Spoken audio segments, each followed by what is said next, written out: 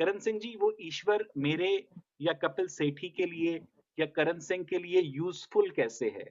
How that ईश्वर is useful to me? क्या वो मेरा बिजली का बिल दे सकता है?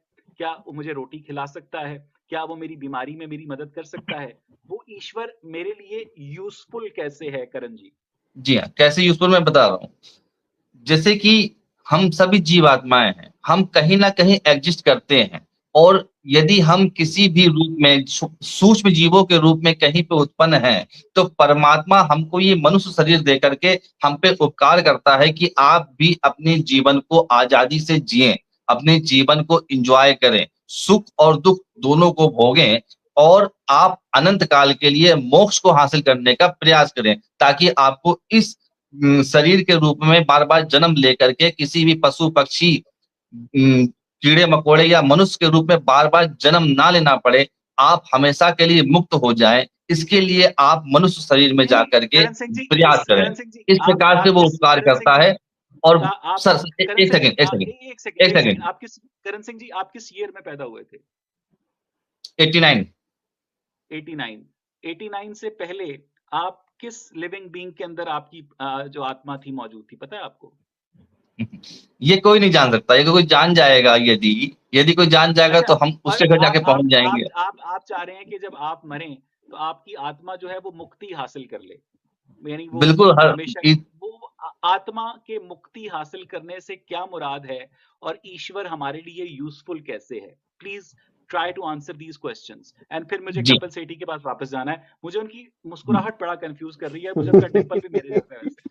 मुझे ठीक है, मुक्ति कपिल से सिंह जी, मुराद ये ईश्वर है आत्माओं हाँ, की मुक्ति से मुराद ये है कि जैसे कि हम बहुत ही कम्फर्ट ज़ोन में जाके सो जाते हैं रात में और हम हमारे पास कोई टेंशन नहीं, बहुत ही कम्फर्ट ज़ोन में सो रहे हैं।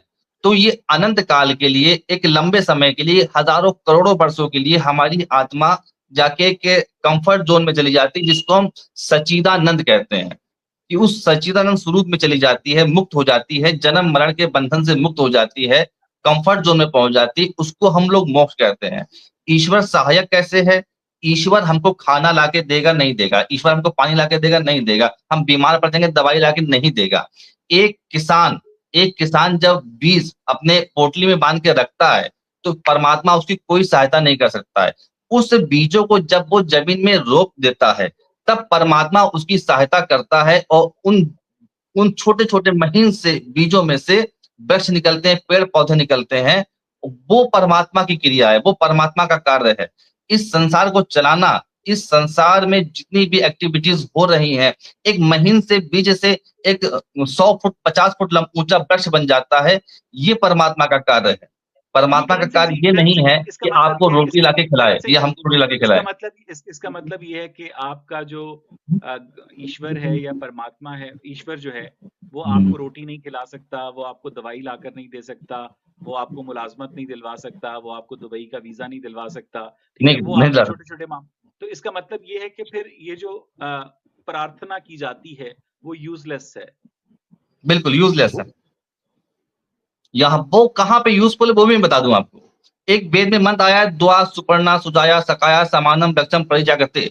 इस वेद मंत्र में स्पष्ट बताया जा रहा है कि हम जीव आत्माएँ हैं, हम कर्म करते हैं, हम तमाम तरह के भोग को भोगते हैं और वह जो परमात्मा है वो दृष्टा है, वो हमको देख रहा है और जो कुछ भी हम कर रहे हैं, उसके अनुसार वो हमको कर्मों का फल प्रोवाइड करा रहा है। यही परमात्मा का कार्य है आपके और हमारे प्रति। आप अच्छा कर रहे हैं, आपको अच्छे उसके परिणाम प्रस्तुत करना और जो बुरा कर रहा है, उसके सामने बुरे परिणाम प्रस्तुत करना, केवल यही परमात्मा का कार्य है हमारे आपके सापेक्ष।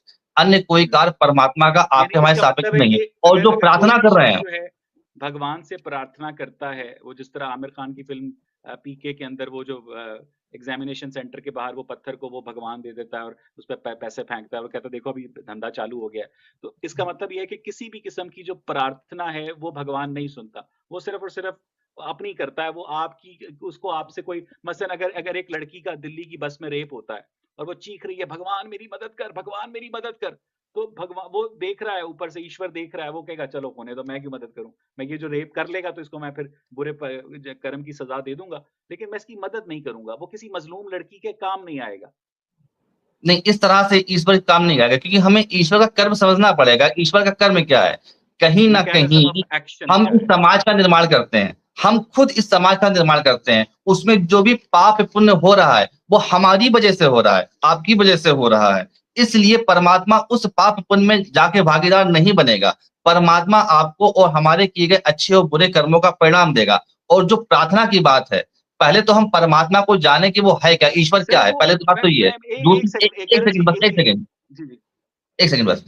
जब हम किसी भी कार्य के लिए पूर्ण पुरुषार्थ करते हैं, पूरी मेहनत करते हैं, उस मेहनत के साथ-साथ यदि हम परमात्मा से सहायता माँगते हैं, तो परमात्मा कुछ हद तक सहायक हो सकता है, बाकी आपकी पूर्ण रूप से हेल्प नहीं कर सकता।